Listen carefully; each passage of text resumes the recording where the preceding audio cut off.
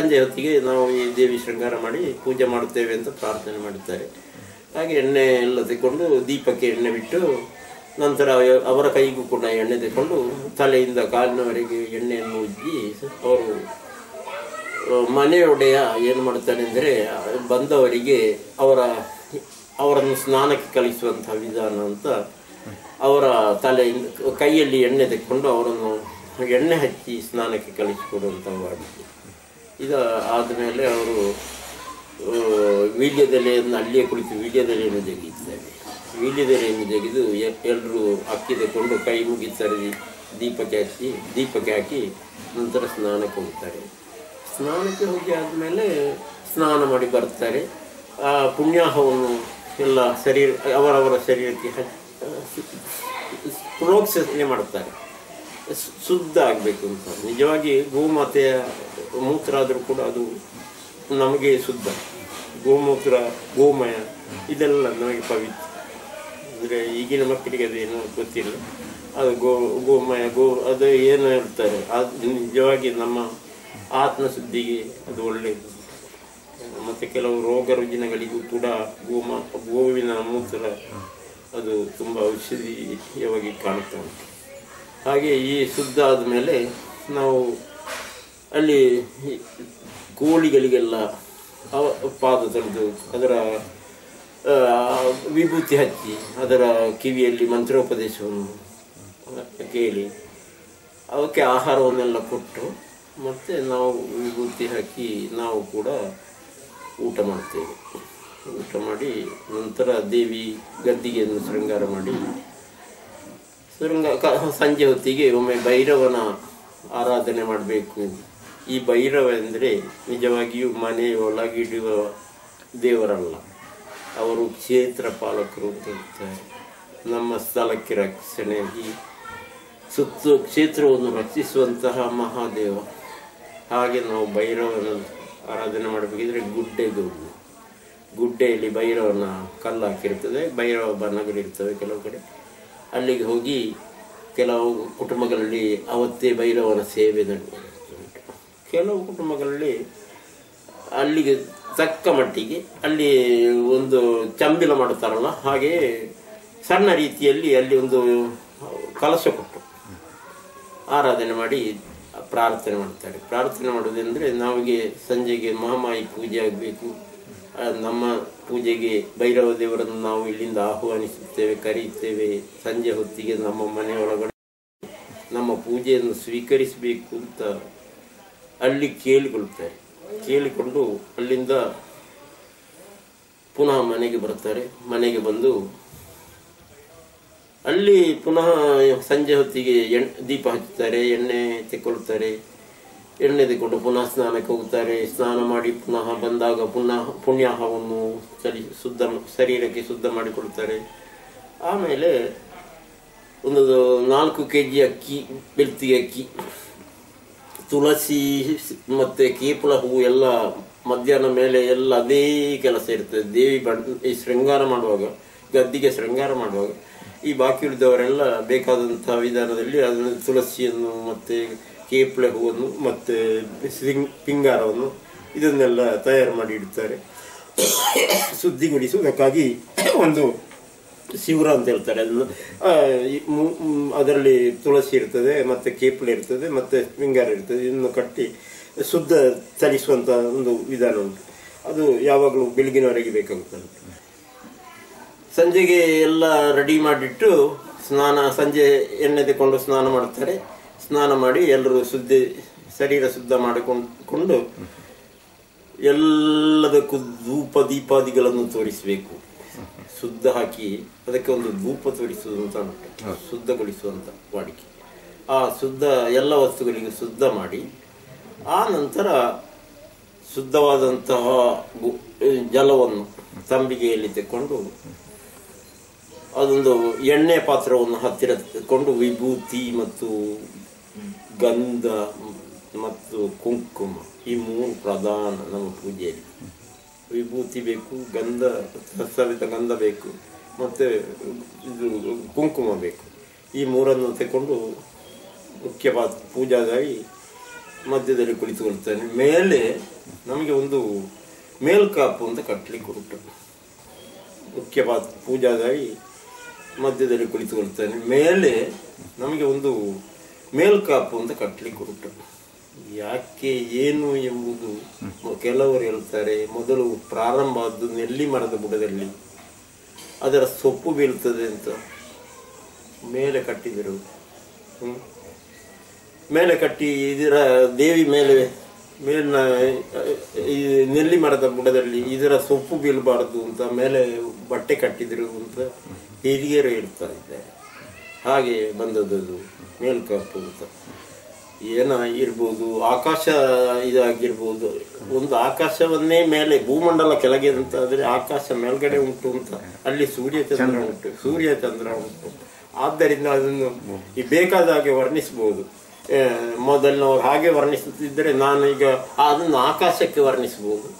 ಅಲ್ಲಿ ಎಲ್ಲ ನಕ್ಷತ್ರಗಳುಂಟು, ಸೂರ್ಯ ಉಂಟು, ಎಲ್ಲ ಉಂಟು. ಭೂಮಂಡಲ ಇಲ್ಲಿ ಕೆಳಗಡೆ ಉಂಟು, ಅಲ್ಲಿ ಆಕಾಶ ಮಂಡಲ ಮೇಲ್ಗಡೆ ಉಂಟು ಅಂತ, ಮನೆಯೊಳಗಡೆ ಎಲ್ಲ ಉಂಟು ಅಂತ. ಹಾಗೆ ಮೇಲ್ಗಡೆ ಕಟ್ಟುತ್ತಾರೆ ಬಟ್ಟೆಯನ್ನು. ಸೂರ್ಯ ಚಂದ್ರ ನಕ್ಷತ್ರಗಳಿದ್ದಂತಹ ಬಟ್ಟೆಯನ್ನು ಮೇಲೆ ಕಟ್ಟುತ್ತಾರೆ. ಕೆಳಗಡೆ ದೇವರಿಗೆ ಮೊದಲಾಗಿ ದೀಪಕ್ಕೆ 3 ಎಣ್ಣೆ ಬೊಟ್ಟನ್ನು ಹಾಕ್ತಾರೆ. ಆನಂತರ ಭೂದೇವಿಯನ್ನು ಸ್ನಾನ ಮಾಡಿಸುವಂತಹ ವಿಧಾನದಲ್ಲಿ ನೀರಿನ ಬೊಟ್ಟನ್ನು ಹಾಕ್ತಾರೆ ಭೂಮಿ ತಾಯಿಗೆ. ಅದರ ಮೇಲೆ ಏನು ಮಾಡ್ತಾರೆ ಅಂದರೆ, ಮೊದಲಿಗೆ ವಿಭೂತಿಯನ್ನು ಬೊಟ್ಟಾಗುತ್ತಾರೆ. ವಿಭೂತಿ ಹಾಕಿದ ಮೇಲೆ ಅದರ ಮೇಲೆ ಗಂಧದ ಬೊಟ್ಟನ್ನು ಹಾಕ್ತಾರೆ. ಅದರ ಮೇಲೆ ಕುಂಕುಮದ ಬೊಟ್ಟನ್ನು ಹಾಕ್ತಾರೆ. ಕುಂಕುಮದ ಬೊಟ್ಟಿನ ಮೇಲೆ ಮೊದಲಾಗಿ ತುಳಸಿ ಪತ್ರ ದಳ, ತುಳಸಿ ದಳದ ಮೇಲೆ ಕೇಪುಳೆ ಹೂವಿನ ದಂಡು ತೆಗೆದು ಅದರ ಕಿಸ್ಕಾರದ ಮಧ್ಯದ ಭಾಗದ ತಿರುಳನ್ನು ತೆಗೆದು 4 ಎಸಳುಗಳು ಮಾತ್ರ ಇರುವಂತಹದ್ದು, ಅದು ಈ ತುಳಸಿ ದಳದ ಮೇಲೆ ಇಡ್ತಾರೆ.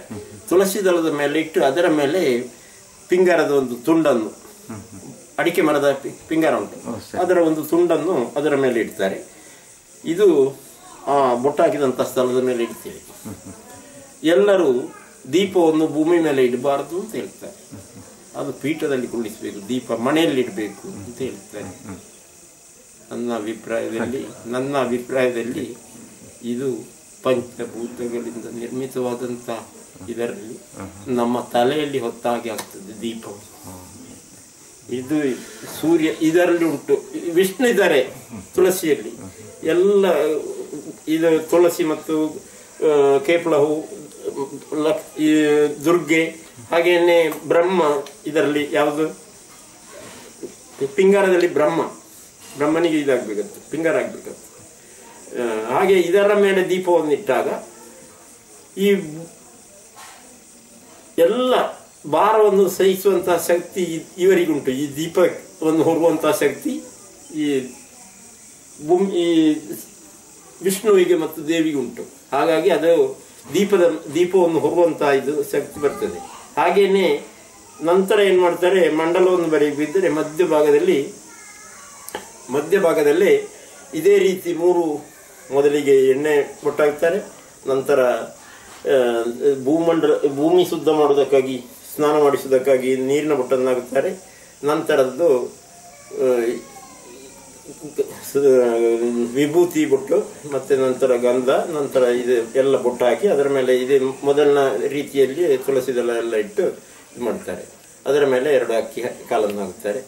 ನಂತರ ಒಂದು 4 kg ಬೆಳ್ತಿಗೆ ಅಕ್ಕಿ ಅದನ್ನು ಶುದ್ಧಗೊಳಿಸಿ ಅದರಲ್ಲಿ ಸಿಂಗಾರ ಮತ್ತು ತುಳಸಿ ಎಲ್ಲವನ್ನು ಮಿಶ್ರಗೊಳಿಸಿ ಮುಖ್ಯ ಪೂಜಾದಾರಿ ಅದರ ಮೇಲೆ 5 ಬಾರಿ 2 ಕೈಗಳಲ್ಲಿ ಹಿಡಿಯುವಷ್ಟು ಅಕ್ಕಿಯನ್ನು ಅದರ ಮೇಲೆ ಹಾಕ್ತಾನೆ. ಅದು ಒಂದು ಎಲ್ಲ ಬಂದ ಮೇಲೆ ಅದಕ್ಕೆ ಸುತ್ತಲೂ ಅಕ್ಕಿ ಹಾಕಿ ವೃತ್ತಾಕಾರವಾಗಿ ಮಾಡುತ್ತಾರೆ. ಅದಕ್ಕೆ ಮೊದಲನೇದಕ್ಕೆ 5 ಎಸಳುಗಳನ್ನಾಗಿ ಮಾಡುತ್ತಾರೆ. ನಂತರದ ಸುತ್ತಿಗೆ 7 ಎಸಳುಗಳನ್ನು ಮಾಡುತ್ತಾರೆ. ಹಾಗೆ ನಂತರ ಒಂದು ಸುತ್ತ ಹಾಕಿದ ಅದನ್ನು ಈ ವಿಭಾಗ ಮಾಡುತ್ತಾರೆ. ಪೂರ್ವ ಪಶ್ಚಿಮಕ್ಕೆ ಬಾಗಿಲನ್ನು ಬಿಡಿಸುತ್ತಾರೆ, ಉತ್ತರ ದಿಕ್ಕಿಗೆ ಅರ್ಧದಿಂದ ಬಾಗಿಲನ್ನು ಬಿಡಿಸುತ್ತಾರೆ. ಇದೇ ರೀತಿಯೆಲ್ಲ ಆದ ಮೇಲೆ ಅಲ್ಲಿ ಒಂದು ಭಂಡಾರ ಅಂತ ಉಂಟು ನಮ್ಮ ಪೂಜೆಯಲ್ಲಿ. ನಿಜವಾಗಿ ಭಂಡಾರ ಅಂದರೆ ಏನು ಅಂತ ಯೋಚನೆ ಮಾಡುವಾಗ ನಿಜವಾಗಿ ಅದರಲ್ಲಿ ಇರುವುದು ನಮ್ಮ ಅಮೃತ ಮತ್ತು ಮದ್ಯ. ಯಾಕೆ ಭಂಡಾರ ಅಂತದನ್ನು ಪೂಜೆ ಮಾಡಲಿಕ್ಕೆ ಬಂತು? ಆ ಪಾತ್ರೆಗೆ ಭಂಡಾರ ಅಂತ ಯಾಕೆ ಪೂಜೆ ಮಾಡಲಿಕ್ಕೆ ಬಂತು ಅಂತ ನಾನು ತುಂಬ ಯೋಚನೆ ಮಾಡಿದೆ. ಯಾಕೆ ಬಂತು ಇದನ್ನು ಭಂಡಾರ ಅಂತ ನಾವು ಪೂಜೆ ಮಾಡಬೇಕಿದ್ದಾರೆ? ಅದಕ್ಕೆ ಎಲ್ಲ ದೇವಿಗೆ ಪೂಜೆ ಮಾಡಿದಾಗೆ ಅದಕ್ಕೂ ಮಾಡಬೇಕು. ಹಾಗಿದ್ರೆ ಇದಕ್ಕೆ ಏನೋ ವಿಶೇಷ ಇರಬೇಕಲ್ಲ.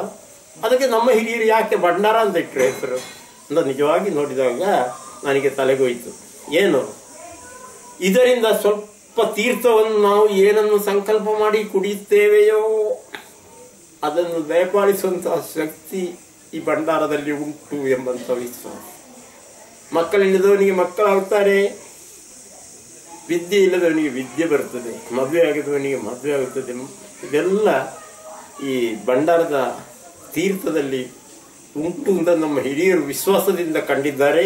ಅದು ನೆರವೇರಿ ಬಂದಿದೆ ಇಷ್ಟರವರೆಗೆ. ಆದ್ದರಿಂದ ಧೈರ್ಯವಾಗಿ ಹೇಳ್ತೇನೆ ನಾನು, ಅದು ನಿಜವಾದ ಭಂಡಾರ. ಅಂದರೆ ನಾವು ಏನನ್ನು ಅಪೇಕ್ಷೆ ಮಾಡುತ್ತೇವೆ, ದನ ಬೇಕಾ ದನ ಸಿಗುತ್ತದೆ, ಭೂಮಿ ಬೇಕಾ ಮನೆ ಬೇಕಾ ಯಾವುದು ಬೇಕು ಇಷ್ಟಾರ್ಥವನ್ನು ಸಿದ್ಧರಿಸುವಂತ ಆ ತೀರ್ಥ ಉಂಟಲ್ಲ, ಅದನ್ನು ಸ್ವಲ್ಪ ನಾವು ಆಹಾರವಾಗಿ ತೀರ್ಥವಾಗಿ ಸ್ವೀಕಾರ ಮಾಡಿದರೆ ಅದು ನಮ್ಮ ಇಷ್ಟಾರ್ಥವನ್ನು ನೆರವೇರಿಸುತ್ತೆ. ಹಾಗೆ ಅದಕ್ಕೆ ಭಂಡಾರ ಅಂತ ಹೆಸರು. ಹಾಗೆ ನಾವೆಲ್ಲರೂ ಸುತ್ತವರಿದು ಪೂಜೆ ಪ್ರಾರಂಭ ಮಾಡುತ್ತೇವೆ.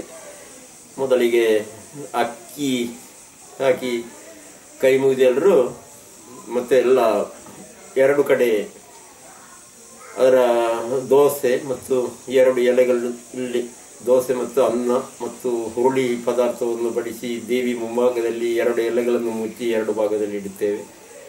ಹಾಗೆಯೇ ಭಂಡಾರಕ್ಕೂ ನಂತರ ಕೋಳಿಗೆ ಆಹಾರ, ಹಾಗೆ 10 ಜನರಿಗೆ ಬೇಕಾಗಿ ಅವರಿಗೆ 2 ದೋಸೆ ಮತ್ತು ಅದರ ಹುರುಳಿ ಪದಾರ್ಥ, ಹೀಗೆ ಬೇರೆ ಬೇರೆ ಈಸುದೆ ಒಂದು ಸಮರ್ಪಣೆ ಮಾಡಬೇಕು ಅಂತ ಆದರೆ ಕೀತೆಲೆಯಲ್ಲಿ ಅನ್ನ ಮತ್ತು ಬರೀ ದೋಸೆ ತುಂಡುಗಳನ್ನು ಹಾಕಿ ಅಗ್ನಿದೇವರಿಗೆ ಸಮರ್ಪಣೆ ಮಾಡಲಿಕ್ಕೆ ಅದನ್ನೆಲ್ಲ ತಂದಿಡುತ್ತೇವೆ.